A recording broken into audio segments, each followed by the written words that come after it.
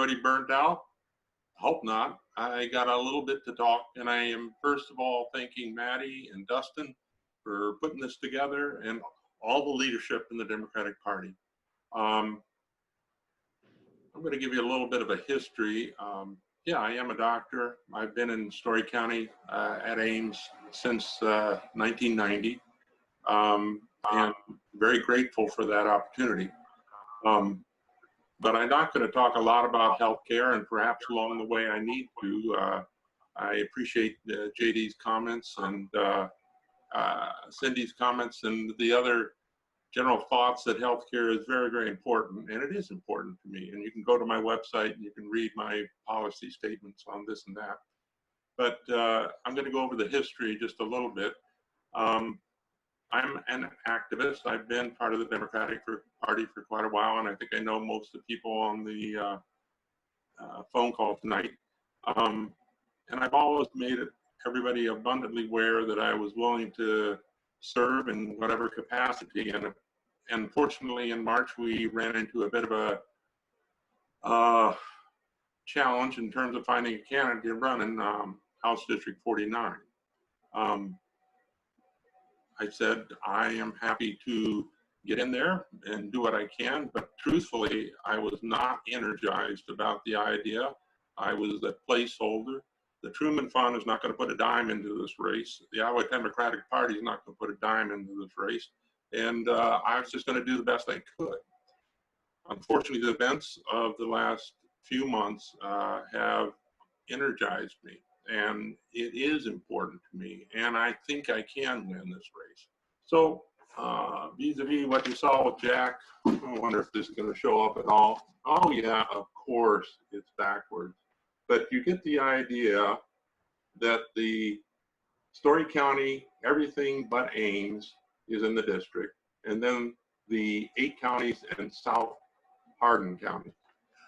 Eldora is the one city in those 8 townships. It is a difficult district, and as the pandemic came along, guess what? Old doctors were told to stay away and try not to see patients. So I spent a little while looking at numbers, and a shout out to Brenda Brink. Last election in 2018, she did very well, and she won the city of Nevada. Basically, there's a concept in my mind of the big 4. I think Story City, Huxley, Nevada, and Eldora hold a lot of promise for potentially winning this contest. I've got the numbers sitting in front of me, but somehow I think that's a little bit boring. Take my word for it, it's there. And of course, the theme that you've heard over and over tonight is, what are things going to look like in November? You know, I didn't expect a pandemic. I didn't expect George Floyd. Things are getting crazier and crazier, and they will continue to be unraveling as to whatever our normal will be in November.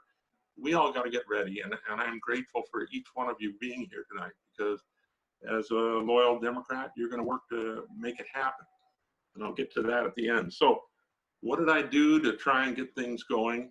I reached out to people in this district.